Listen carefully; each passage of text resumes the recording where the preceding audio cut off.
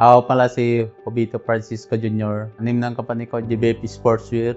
Unang-una nabili namin Epson 6270, sumunod hydraulic heat press, hanggang sa nakabili kami po ng itong malaking Homer industrial. Ang ino-offer po namin na product po, jersey, polo shirt, lahat po ng athletics and school uniform, uniform, jacket, lahat po.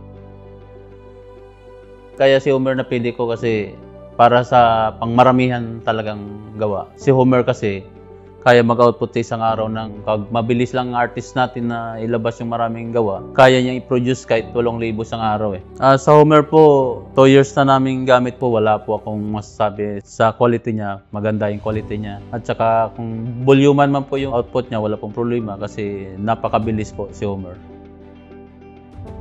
Hindi naman. Si Homer kasi, ang ano lang naman, sa operator siguro na karoon ng different yung technical support niya. Sa ngayon naman po, wala naman pong diferensya yung Homer. Si Homer po, masabi ko pang matagalan po. Good quality, mabilisang deliver po sa customer. And sa amin kasi, ang gawa lang namin talaga totally, mga per team lang, 3 days, matatapos po.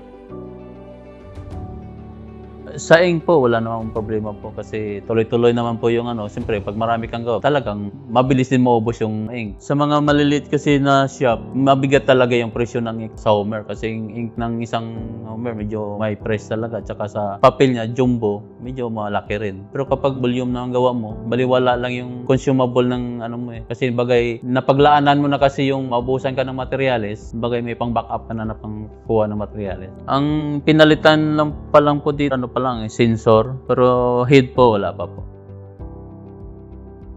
Sa Homer po, sa kulay po, wala naman po akong masabi sa Homer po. Lahat naman po ng kulay na gusto, maganda pong kinalabasan. Kung ano sa layout namin, kinalabasan ganun din po. Malaki pong tulong po. Kasi unang-una, nilapitan ako ni Ma'am Joy. Sakto pag kuha ko ng Homer, talagang volume talaga yung gawa. Sa AES kasi doon ko nakita yung technical support na full support talaga. At saka on time sila magpunta kagad. 100% po sa AES Print, walang problema po. Sa supply, technical, lahat po.